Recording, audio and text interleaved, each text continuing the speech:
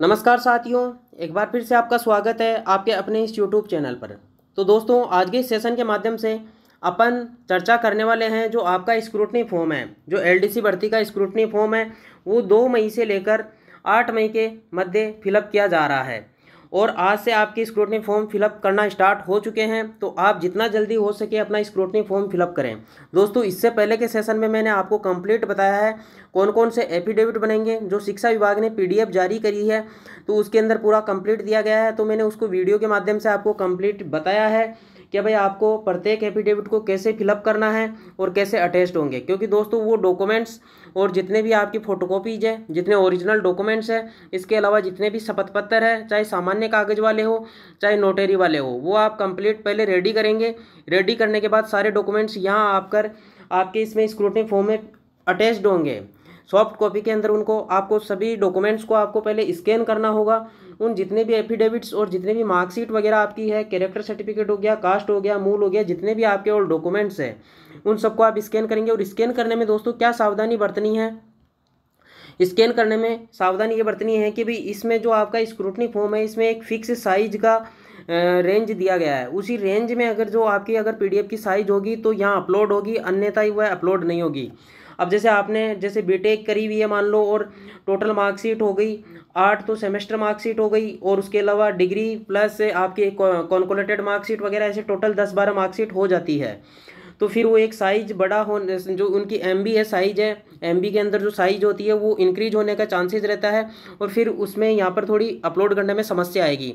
तो आप उनको पहले से ही उसी प्रकार से स्कैन करें, रेंज के अंदर स्कैन करवाए, ई मित्र वाले को पहले से वो चीज़ बोल दें, और फिर उसको आप कंप्रेस भी कर सकते हैं। गूगल पर जाकर पीडीएफ को कंप्रेस करके भी अपलोड कर सकते हैं, वो वाली चीज़ आप देख लेना। बात करते हैं अपन यहाँ पर डॉक्यूमेंट्स की और स्क्रूटनी फॉर्म को कैसे फिलअप किया जाना है। तो सभी डॉक्यूमेंट्स आप जल्द से जल्द बनवा लें, एफिडेविट्स बनवा लें, ताकि फिर साइट बाद में जैसे एसएसओ वगैरह चलती नहीं है तो उस परेशानी का आपको सामना नहीं करना पड़े। और जितना जल्दी हो सके आप स्क्रूटनी फॉर्म फिलअप कर दें, आराम से डॉक्यूमेंट्स बनवा लें 1-2 दिन के अंदर। और 1-2 दिन के अंदर अंदर आप ये 2-4 दिन में जो भी है, 5 मई से पहले पहले आपको स्क्रूटनी फॉर्म फिलअप कर देना चाहिए। हालांकि 8 मई दी हुई है, लेकिन साइट का इश्यू रहता है। अभी पशु परिचर के अभ्यर्थियों के साथ भी ये चीज़ समस्या का उनके साथ बहुत ज़्यादा ये समस्या हुई थी। एसएसओ का लिंक खुल नहीं रहा था और फिर इस परेशानी का सामना करना पड़ रहा था।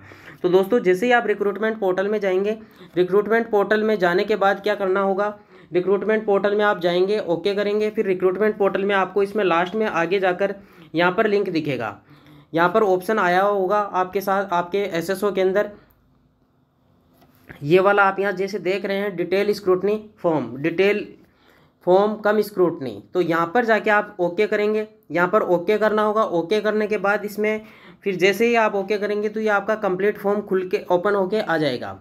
तो इस प्रकार ये पूरा कंप्लीट ओपन फॉर्म आपके पास आएगा। अब बात करेंगे step wise step, column wise column बात करेंगे कि भाई आपको कौन से कॉलम में क्या फिलअप करना है।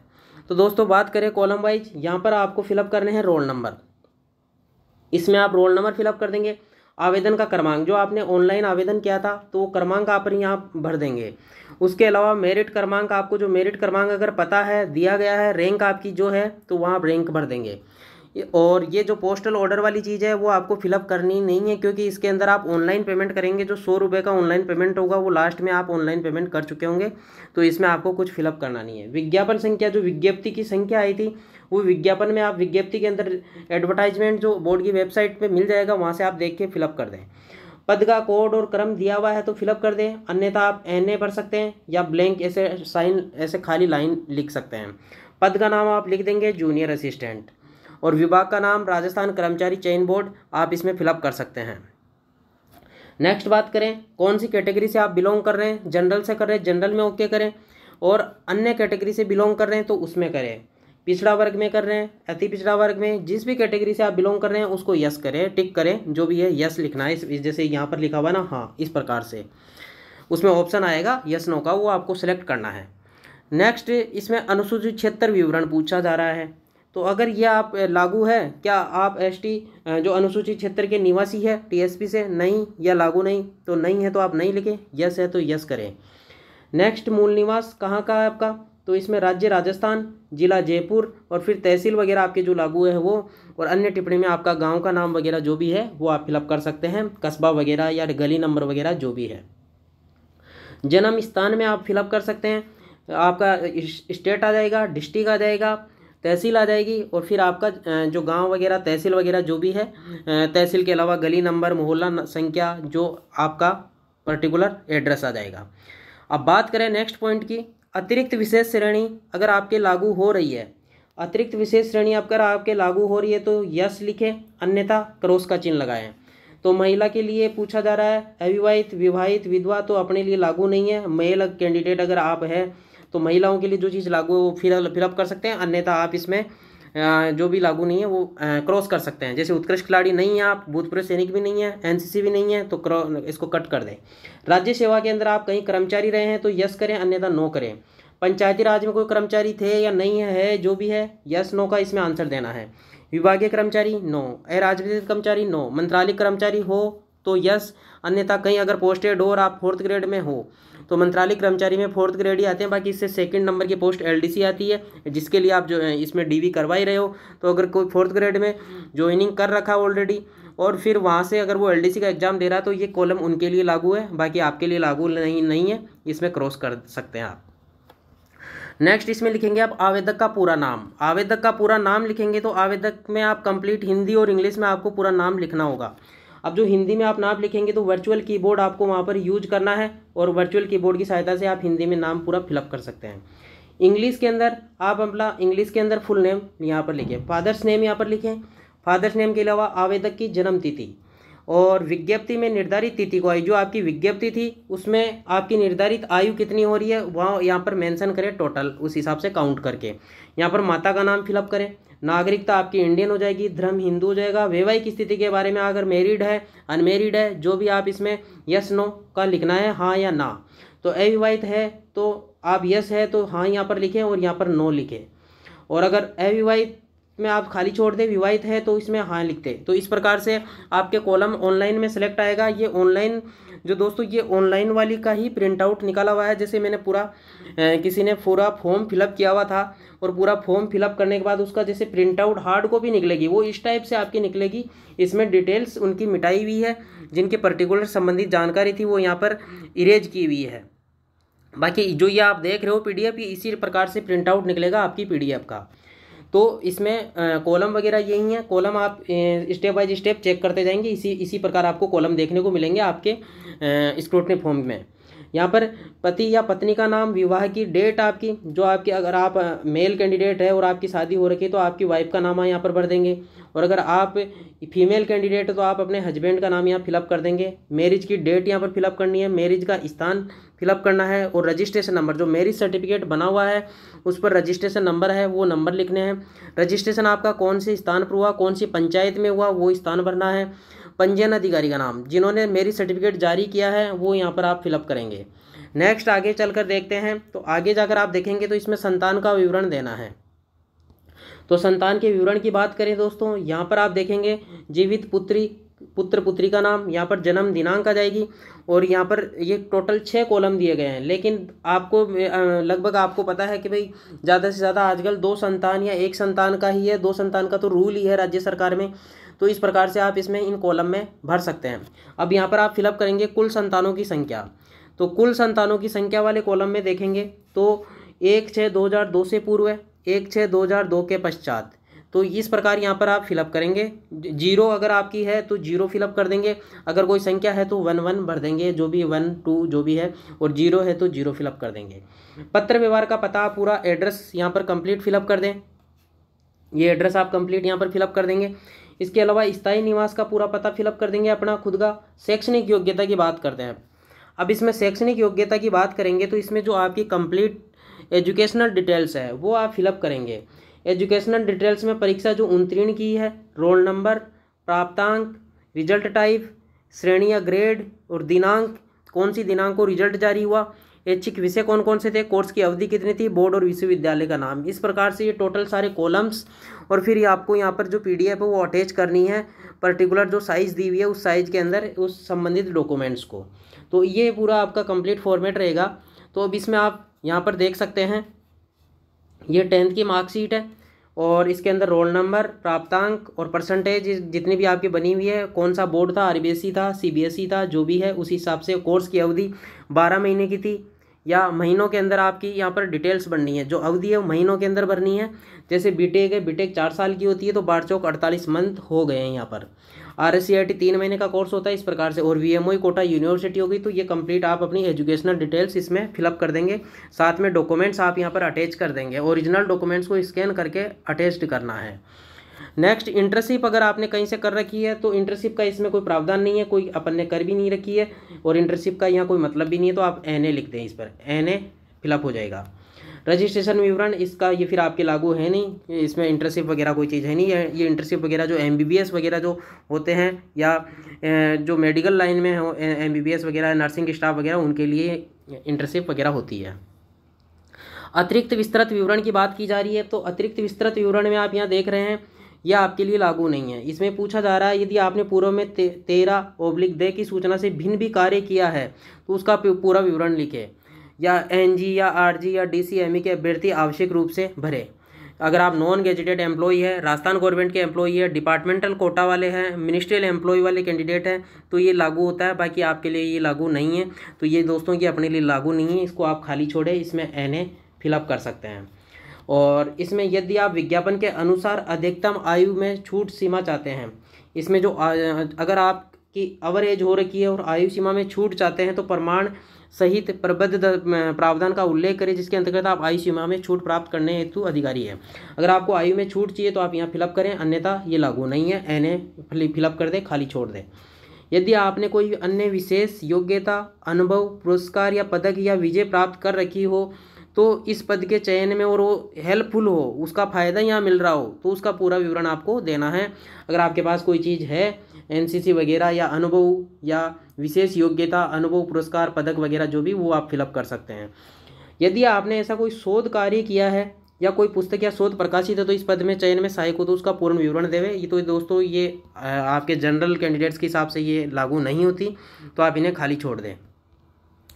इस कॉलम की बात करें पॉइंट नंबर 6 की, यदि आपको कभी आयोग द्वारा पदच्युत या ब्लैकलिस्ट या विवर्जित या फिर आपको दंड स्वरूप इसमें ब्लैकलिस्ट किया गया है, किसी एग्जाम में आपको नकल करते हुए पकड़ा गया है या कोई केस आप पर लगा हुआ है तो दोस्तों इसका आपको विवरण देना है कि भाई ब्लैकलिस्टेड हो आप किसी बोर्ड के द्वारा या कहीं से भी कोई केस वगैरह लग रहा हो तो इसमें आप विभाग का नाम, पद या परीक्षा का नाम, वर्ष और कारण है, बाकी इसमें नो आ जाएगा। अगर है तो ही करना है, बाकी इसमें खाली छोड़ना है क्योंकि आप पे लागू नहीं होता है तो इसमें आपको खाली छोड़ देना है। आवेदक द्वारा शपथ पूर्वक घोषणा यहाँ पर देनी है। तो दोस्तों शपथ पूर्वक घोषणा की बात करें तो ये ऑलरेडी लिखा हुआ है डिक्लेरेशन, इसमें स्थान जयपुर फिलअप कर देना और आपको डेट फिलअप कर देनी है। तो इस प्रकार से आप यहाँ डेट फिलअप कर देंगे। नेक्स्ट की बात करें और दोस्तों ये आपके जो सिग्नेचर है ये यहाँ पर अपलोड हो जाएंगे। अब इसके अंदर आगे बात करें तो आगे यहाँ पर बात की जा रही है संलग्न सूची प्रपत्र 2।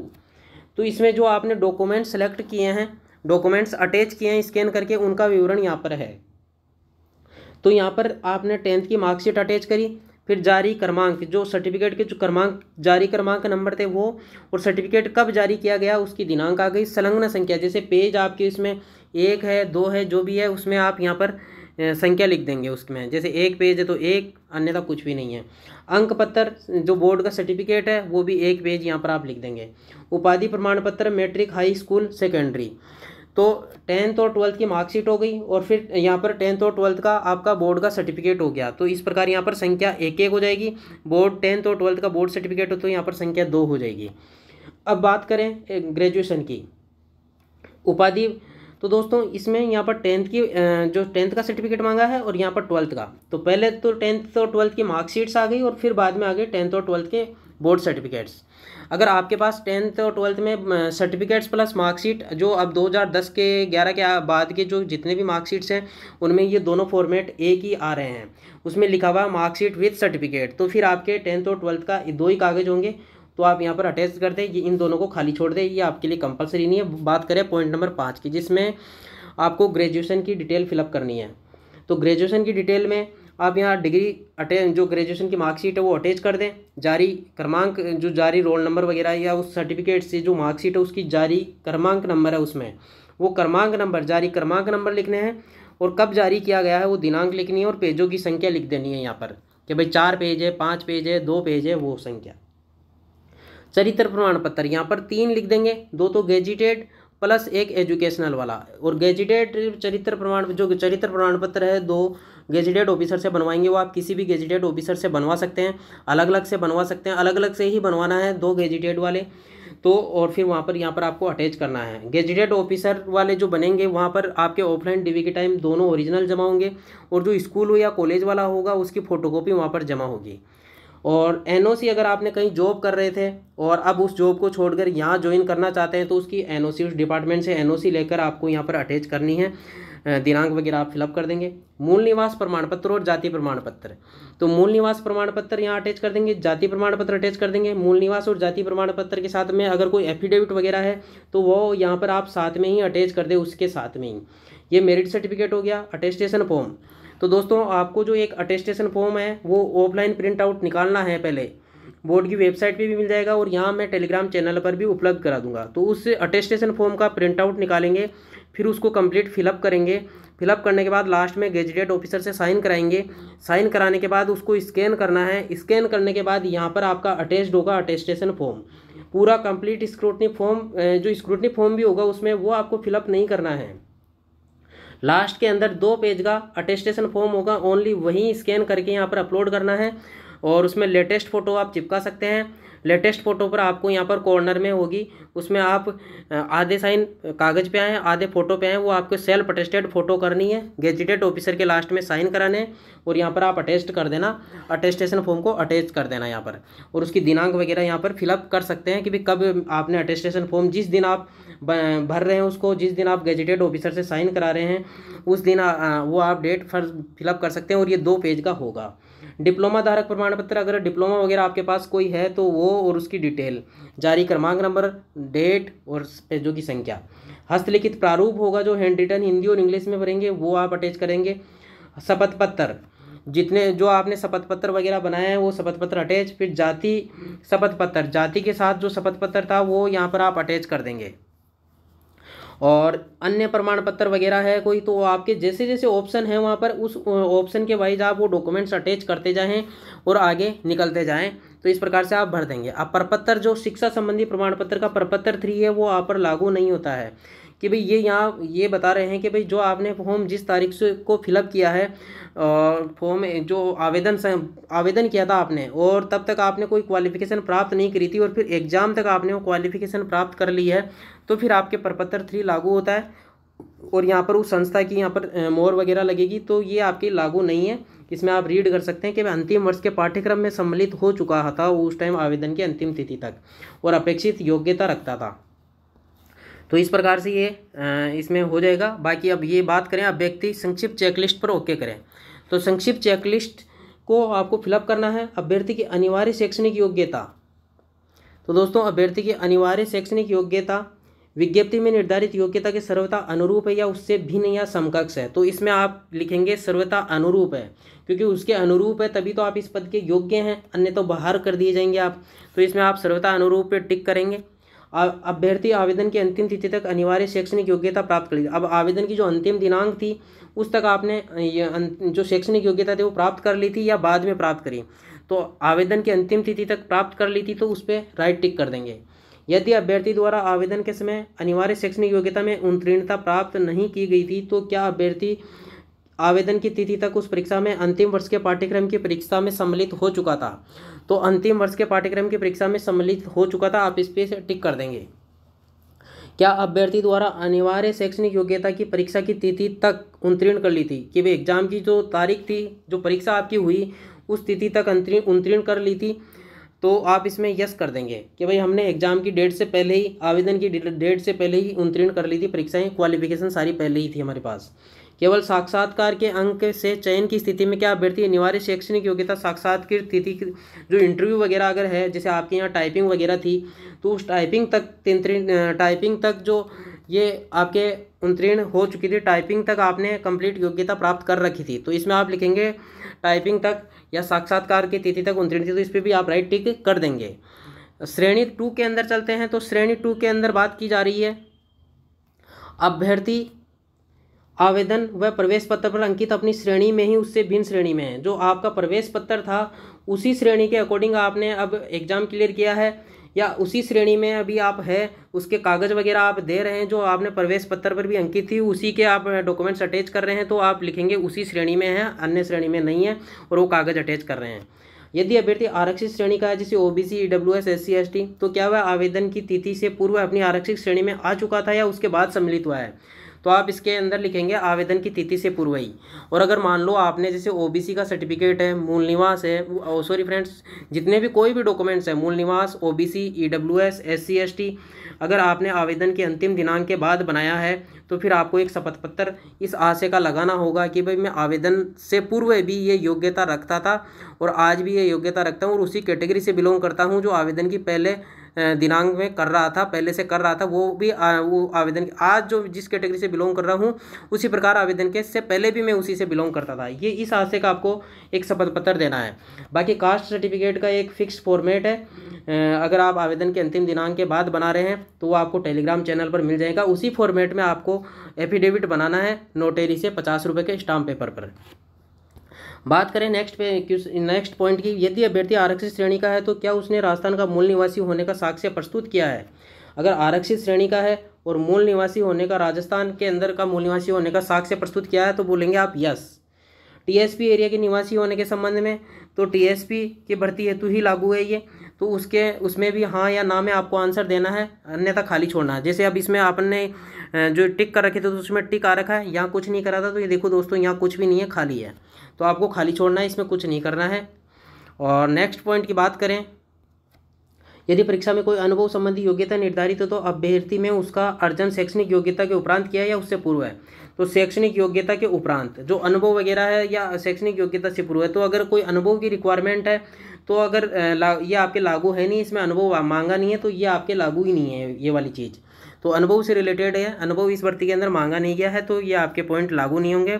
नेक्स्ट पॉइंट की बात करें, आयु की बात की जा रही है। एज आपकी अभ्यर्थी की विज्ञप्ति में निर्धारित तिथि को आई, जो आपकी विज्ञप्ति है उसके अंदर जो डेट दे रखी है, विज्ञप्ति के अंदर आयु वाली कोई डेट दे रखी है, तो उस डेट को आप देख लें, उस डेट से आपको एज काउंट करनी है और फिर यहाँ पर वर्ष में लिखनी है, माह और दिन कितने हो गए हैं। और विज्ञप्ति अनुसार निर्धारित तिथि को आयु सीमा कितनी थी, तो आयु सीमा थी न्यूनतम तो 21 साल और अधिकतम 40 साल। ये सभी भर्तियों में लगभग समान रहती है, तो ये आपको 21 और 40 यहाँ पर फिलअप करनी है। अभ्यर्थी स्वयं को निम्न में से किस श्रेणी के मानता है, तो दोस्तों ये अगर ये तो ओबीसी, जिस अभ्यर्थी स्वयं को निम्न में से किस श्रेणी में मानता है, तो जो भी आपकी श्रेणी है, तो ओबीसी है, ईडब्ल्यूएस है, एससी एसटी है, उस पर टिक करना है आपको संबंधित कॉलम में, बाकी खाली छोड़ देना है।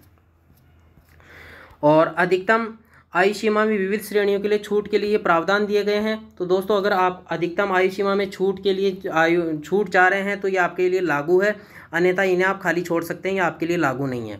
यहाँ पर आपके सिग्नेचर अपलोड हो जाएंगे। और ये जो यहाँ पर आगे वाला फॉर्मेट दिया गया है कार्यालय के उपयोग हेतु दिया गया है, यह आपके लिए नहीं है। और नेक्स्ट पॉइंट की बात करें, ये आपका कंप्लीट फॉर्म यहाँ पर हो चुका है। अब दोस्तों ये तो आपका कंप्लीट स्क्रूटनी फॉर्म फिलअप हो चुका है। अब स्क्रूटनी के बाद निकलेगा, उसी में आगे आएगा अटेस्टेशन फॉर्म। अटेस्टेशन फॉर्म में क्या होगा, फ़ोटो आप ऑलरेडी अपलोड कर चुके होंगे तो यहाँ पर होगी नहीं, और इसमें क्या होगा, ये फ़ोटो तो आप जो ऑफलाइन वाले हैं ऑफलाइन वाला निकालेंगे तब चिपकानी होगी उस पर। ऑनलाइन वाला जो प्रिंट निकलेगा उसमें ऑटोमेटिक आपकी फ़ोटो आएगी। तो दोस्तों आपको अटेस्टेशन फॉर्म के मामले में जहाँ तक मुझे लगता है स्थिति क्लियर हो गई होगी।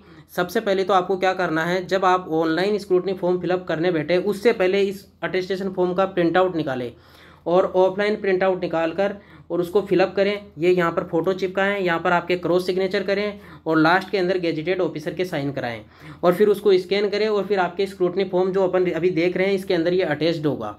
और फिर एक अटेस्टेशन फॉर्म होगा, जब आपका ये complete form scrutiny form plus attestation scrutiny form पूरा कंप्लीट भर देंगे। कंप्लीट भरने के बाद आप 100 रुपये का फीस का पेमेंट कर देंगे, तब आप इसका प्रिंट आउट निकालेंगे। प्रिंट आउट निकालेंगे तो लास्ट में ये जो अभी अपन देख रहे हैं ये अटेस्टेशन फॉर्म वहाँ पर आपका निकलेगा। तो उसको आपको प्रिंट आउट लेना है। 2 कॉपी के अंदर प्रिंट आउट निकालना है स्क्रूटनी फॉर्म का प्लस इस अटेस्टेशन फॉर्म का 2 कॉपी के अंदर। तो फिर इस अटेस्टेशन फॉर्म में फ़ोटो चिपकानी है। फ़ोटो ऑलरेडी इसमें आएगी दोस्तों, ऑलरेडी जो स्कैन करके आपने अपलोड करके वो फ़ोटो ऑटोमेटिक यहाँ पर आएगी, यहाँ पर चिपकानी नहीं है ऑनलाइन वाले में। और लास्ट में जो गेजेटेड ऑफिसर के साइन है वो यहाँ पर आपको गेजेटेड ऑफिसर के साइन यहाँ पर करवाने हैं। तो अब अटेस्टेशन फॉर्म को आप देख लेते हैं अपन कैसे फिलअप करना है। अटेस्टेशन फॉर्म को फिलअप करने के लिए आपको इसके अंदर आपका नेम भरना है, सरनेम फिलअप करना है, जैसे नाम आपका आ गया और कैटेगरी वगैरह जो आपकी आ रही है चौधरी, शर्मा, यादव वगैरह जो भी है सरनेम में वो आप फिलअप कर देंगे। रोल नंबर आप फिलअप कर देंगे, मेरिट नंबर यहाँ पर जो रैंक है आपकी वो यहाँ फिलअप कर देंगे। प्रजेंट एड्रेस जहाँ आप रह रहे हैं वो एड्रेस आप रहने वाला एड्रेस फिलअप कर देंगे। होम का एड्रेस है वो यहाँ पर फिलअप कर देंगे। दोनों अगर सेम है तो यहाँ पर आप सेम भी लिख सकते हैं। नेक्स्ट की बात करें, particular place where you have resided for more than 1 year during the preceding 5 years. जहाँ ये बात की जा रही है जहाँ आप 1 साल से ज़्यादा रहे हैं और 5 ईयर के लिए रहे हैं। Resided for more than 1 year during the preceding 5 years, पिछले 5 वर्षों के अंदर 1 साल से ज़्यादा कहीं और आप कहीं रहे हैं तो उसका विवरण देना है। अगर पिछले 5 सालों में 1 साल से ज़्यादा आप कहीं रहे हैं और वहाँ का आपके पास कोई ऑफिशियल डॉक्यूमेंट है तो ये आपको यस करना, बाकी ये खाली छोड़ना है। इसमें एनए आप फिल कर सकते हैं, ये आपके लिए लागू नहीं है। क्योंकि ये दोस्तों अटेस्टेशन फॉर्म क्यों फिलअप करवाया जाता है, अटेस्टेशन फॉर्म इसलिए फिलअप कराया जाता है कि भाई आपका जो पुलिस वेरिफिकेशन होगा उसके अंदर जांच पड़ताल की जाती है, आप कहाँ रहे, आपका चरित्र उत्तम है, कोई केस वगैरह आ रही है उर्दंडी टाइप के तो नहीं है। तो पुलिस वेरिफिकेशन के टाइम पे जो आपका पुलिस का जो चरित्र प्रमाण पत्र बन के आएगा, पुलिस वाला जो प्रमाण पत्र बन के आएगा पुलिस वेरिफिकेशन के टाइम, तो उसके लिए काम में लिया जाता है।